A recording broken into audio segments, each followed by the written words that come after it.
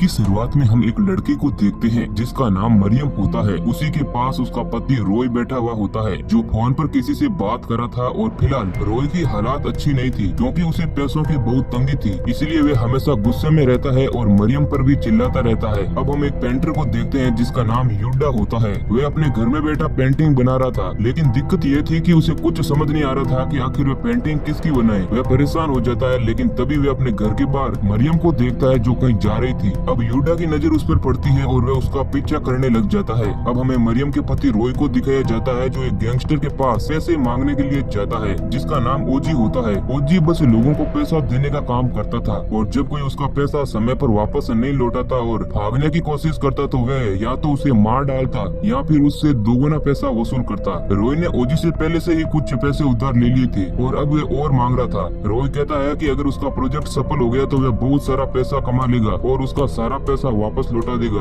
अब उसकी बातों में आकर वह गैंगस्टर ओजी अपने बॉस के पैसों को भी रॉय को दे देता है। अब हम वापस मरियम को देखते हैं जो अपने घर पहुंच जाती है और साथ ही पीछे पीछे युडा भी वहाँ पर आ जाता है। वह मरियम को देखकर उसकी पेंटिंग बनाने लग जाता है क्योंकि वह दिखने में बहुत खूबसूरत थी। लेकिन मरियम युडा को देख लेती है और उसके पीछे से उसके पास आ जाती है और युडा से कहती है कि तुम मेरी परमिशन के बिना मेरी पेंटिंग बना रहे हो। तब युडा मरियम से माफी मांगते हुए कहता है कि वे एक पेंटर है और वे उसकी पेंटिंग के लिए परफेक्ट है। जिसके बाद मरियम उसे पेंटर समझकर माफ कर देती है और युडा से कहती है कि क्या वे उसकी और उसके पिता की भी पेंटिंग बना सकता है। ये सुनकर युडा पेंटिंग बनाने के लिए राजी हो जाता है और उससे पूछता है कि कब बनानी है। तब मरियम कहती है कि इसके लिए उसे सबसे पहले अपने पति से इजाजत लेनी पड़ेगी। ये सुनकर युडा थोड़ा उदास हो जाता है क्योंकि उसे लगा कि मरियम सिंगल है। जब शाम को मरियम का पति घर पर आता है तो मरियम अपने पति से पेंटिंग बनाने के बारे में पूछती है। तब रॉय कहता है कि वैसे भी बहुत पैसों की कमी है और तुम्हें पेंटिंग बनाने की पड़ी है। तब मरियम कहती है कि वे पेंटर पेंटिंग को फ्री में बनाएगा, जिसके बाद रॉय मान जाता है। अब हम अगले दिन मरियम को देखते हैं जो पेंटिंग बनाने के लिए युडा के घर जाती है। मरियम उसे अपने पिता की आधी तस्वीर देती है और उसे बताती है कि उसके पिता बहुत ही अच्छे इंसान थे और उन्होंने उसे सेल्फ डिफेंस भी सिखाया है। जिसके बाद मरियम कई दिनों तक युडा के घर जाती है ताकि वे एक अच्छी पेंटिंग बना सकें। अब ऐसे ही एक दिन जब रॉय अपने घर पर फोन कर मेट से मरियम के बारे में पूछता है तो वह कहती है कि मरियम तो पेंटर के साथ है। जिसके बाद रॉय को मरियम पर शक होने लगता है। उसे लगता है कि कहीं वह उसे धोखा तो नहीं दे रही। और जब शाम को रॉय वापस घर आने लगता है तभी गैंगस्टर ओजी के कुछ लोग आते हैं और उसे गाड़ी में डालकर उसके पास ले जाते हैं, जहां अब ओजी रॉय को मारता है और उसे अपने पैसे देने के लिए कहता है। जिसके बाद रॉय अपने पार्टनर को फोन लगाता है और अपने प्रोजेक्ट के बारे में पूछता है, जिस पर रॉय का पार्टनर कहता है कि यह प्रोजेक्ट फेल हो गया है और पुलिस ने छापा मार दिया है। जिसके बाद रॉय घबरा जाता है क्योंकि उसके पैसे डूब चुके थे।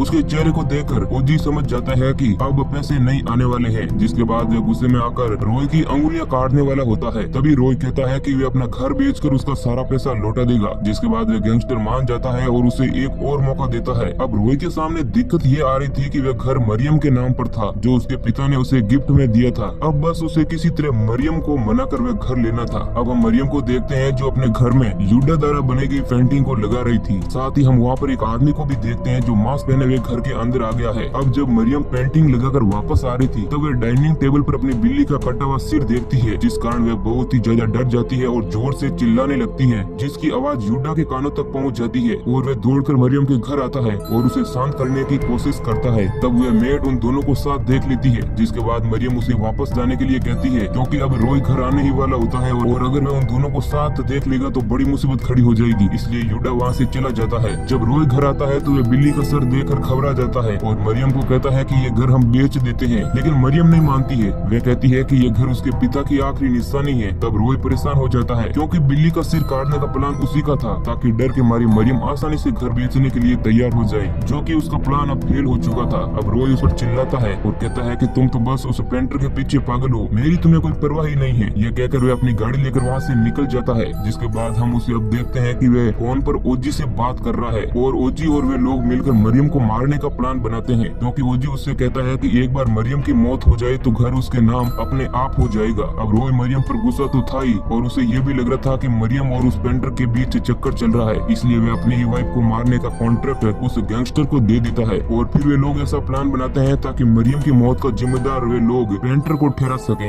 अब उसके बाद ओजी के आदमी युडा और मरियम को घर से उठा लेते हैं। अब रात के वक्त जब रॉय सो रहा था तब उसे मरियम के साथ बीते हुए पल याद आते हैं, जिसके बाद उसे अपनी गलती का एहसास होता है और वह उस गैंगस्टर को फोन पर कहता करता है कि वे लोग मरियम के साथ कुछ नहीं करेंगे, लेकिन अब बहुत देर हो चुकी थी। वे गैंगस्टर ओजी बहुत ही बुरा इंसान होता है। वह मरियम को अपने आदमियों को दे देता है, जिसके बाद उसके आदमी मरियम के साथ रेप करने की कोशिश करते हैं। लेकिन मरियम सेल्फ डिफेंस से जानती थी, क्योंकि उसके पिता ने उसे सिखाया था, इसलिए वे अपना बचाव करते हुए वहाँ से भाग जाती है। इधर यूडा भी जैसे तैसे अपने आप को छुड़ाकर वहाँ से भागने की कोशिश करता है, लेकिन ओजी के आदमी उसे पकड़ देते हैं और उसके पेट में चाकू घुसाकर उसे घायल कर देते हैं। अब हम मरियम को देखते हैं जो भागती हुई ब्रिज पर आती है और वहाँ पर उसे एक गाड़ी आती हुई दिखाई देती है, जिसे वे रोककर मदद मांगती है। लेकिन उस गाड़ी में वह गैंगस्टर ओजी ही होता है, जिसके बाद वह उसे पकड़ देता है और बाकी के आदमी भी वहाँ पर आ जाते हैं। फिर वे सभी लोग मिलकर मरियम को मार देते हैं और उसे ब्रिज से नीचे फेंक देते हैं। लेकिन यूडा ये सब कुछ देख लेता है और वह पुलिस को भी बताता है, लेकिन धीरे धीरे इस केस में वह खुद ही फंसने लगता है। अब हम रोय को देखते हैं जो सो रहा होता है, तभी उसे उसकी बिल्ली दिखाई देती है जो उसकी तरफ आ रही थी और उसके शरीर से नीचे खून बह रहा था। ये देखकर वह घबरा जाता है और साथ ही वह डाइनिंग टेबल को देखता है जहाँ पर मरियम का सिर रखा हुआ था। इसी बीच रोय की नींद खुल जाती है,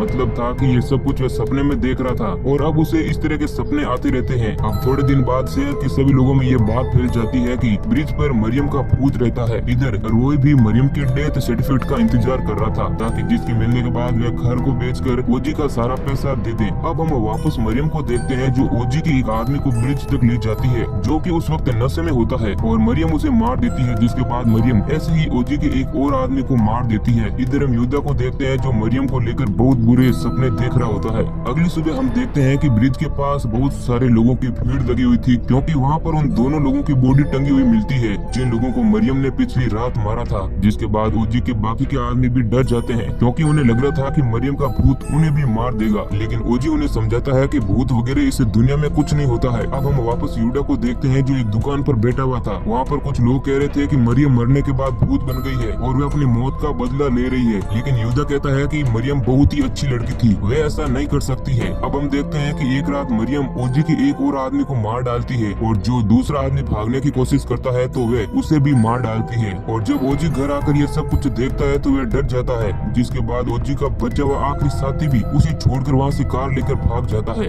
लेकिन बीच रास्ते में मरियम उसे भी मार डालती है। अब ओजी के पास कोई रास्ता नहीं था, इसलिए वह अपनी जान बचाने के लिए दौड़कर यूडा के घर जाता है, क्योंकि उसे लग रहा था कि शायद वह उसके पास रहकर अपनी जान बचा सकता है। यूडा ओजी से कहता है कि अगर तुम्हें अपनी जान बचानी है तो तुम्हें सब कुछ सच सच बताना होगा। तब वह कहता है कि दरअसल मरियम के पति ने ही मरियम को मारने का कॉन्ट्रैक्ट उसे दिया था। ये सुनकर वह शॉक हो जाता है, जिसके बाद यूडा ओजी को अपने घर के अंदर बंद कर रोय के घर जाता है, जहाँ जाकर वह रोय को कहता है कि तुम अपना गुनाह कबूल कर लो, नहीं तो उसके साथ बहुत बुरा होगा। लेकिन रोय जेल जाने से डर रहा था, इसलिए वह घर का सारा सामान तोड़ने लग जाता है और अपनी जान बचाने का झूठा नाटक कर जोर जोर से चिल्लाता है। अब चीखने चिल्लाने की आवाज सुनकर आसपास के लोग आ जाते हैं और वे यूडा को पकड़ लेते हैं, क्योंकि उन्हें लग रहा था कि वह उसे मारने आया था। यूडा उन सभी लोगों को समझाता है कि असली गुनहगार रोय और ओजी हैं, और उन लोगों को यकीन दिलाने के लिए उन सभी लोगों को अपने घर ले आता है। जब वह घर आकर देखता है कि घर का दरवाजा तो पहले से ही खुला है और ओजी की बॉडी उसके घर में लटकी हुई थी।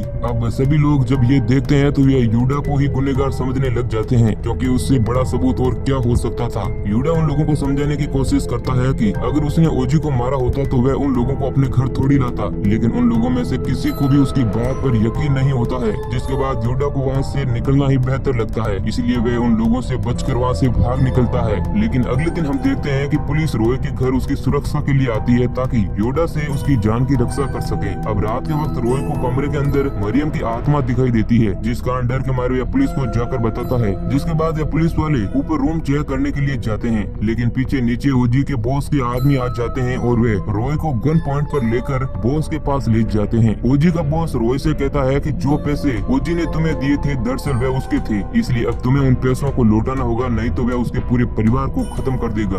अब हम रोय को वापस देखते हैं जो ब्रिज पर एक तांत्रिक को लेकर वहाँ जाता है, ताकि वह मरियम की आत्मा को काबू कर सके। अब वह तांत्रिक मंत्र पढ़ने लग जाता है, तभी वहाँ पर मरियम की आत्मा आ जाती है, लेकिन उस पर उस तांत्रिक के मंत्र का कोई भी असर नहीं पड़ता है, जिस कारण वह तांत्रिक भी डर जाता है और वहाँ से भाग जाता है। जिसके बाद मरियम की आत्मा रोय के साथ आए गुंडों को मार डालती है। ये देख रोय भी बहुत डर जाता है। अब मरियम उसे भी मारने वाली होती है, लेकिन वह उससे माफी मांगता है। तभी पीछे से योडा भी वहाँ पर पहुँच जाता है, जो मरियम को रोक देता है और कहता है कि वह जानता है कि तुम कोई आत्मा नहीं बल्कि जिंदा इंसान हो, और तुम एक घर में रहकर इन सभी लोगों को मारने का प्लान बनाती हो, और जैसा कि तुम्हारे पिता ने तुम्हें सेल्फ डिफेंस सिखाया है, इसलिए तुम इन लोगों को आसानी से मार देती हो। और तुमने भूत बनकर इन लोगों को मारने का प्लान बनाया ताकि सब लोगों को यही लगे कि तुम्हारी आत्मा इन सब से बदला ले रही है। रॉय अब मरियम को सब कुछ सच बता देता है और उसे माफी मांगता है और कहता है कि वह अब भी उससे बहुत सारा प्यार करता है। ये सुनकर मरियम रो पड़ती है और उसे नहीं मारती है और चाकू फेंक देती है। तभी हम देखते हैं कि पीछे से उस गैंगस्टर बॉस का एक आदमी आता है और वह योडा के सर पर मारता है, जिस कारण वह घायल हो जाता है और वह आदमी योडा को अब जान से मारने की कोशिश करता है। लेकिन तभी मरियम चाकू फेंककर उससे भी मार डालती है और दौड़कर योडा के पास आती है। लेकिन पीछे से रॉय आता है और मरियम के पेट में चाकू घुसा देता है और कहता है कि उसे अपने परिवार को बचाने के लिए उसे मारना होगा। ये देख योडा पास पड़ा पत्थर उठाकर रॉय के सिर को कुचल देता है। अब हम मरियम को देखते हैं जो थोड़े समय बाद दम तोड़ देती है। अब हमें योडा को दिखाया जाता है जो मरियम की बॉडी को लेकर नदी में बहा देता है और खुद जाकर पुलिस के सामने सरेंडर कर देता है और सजा के तौर पर उसे जेल हो जाती है। अब अंत में हम ओजी के बॉस को देखते हैं जो मरियम के घर पर कब्जा कर लेता है और उसमें रहने लगता है और साथ ही में हमें पता चलता है कि मरियम मरने के बाद अब सचमुच में भूत बन गई थी और अब वह वापस आकर बॉस और उसके सभी साथियों को मार डालती है। और अब हम मूवी के अंत में देखते हैं कि मरने के बाद वह बॉस भी भूत बन जाता है और ब्रिज से गुजरने वाले लोगों को डराता है और यहीं पर हमारी मूवी समाप्त हो जाती है। तो भाइयों, इस मूवी की एक्सप्लेनेशन आपको कैसी लगी हमें कमेंट करके जरूर बताना और हो सके तो वीडियो को लाइक भी कर देना। वीडियो को अंत तक देखने के लिए धन्यवाद।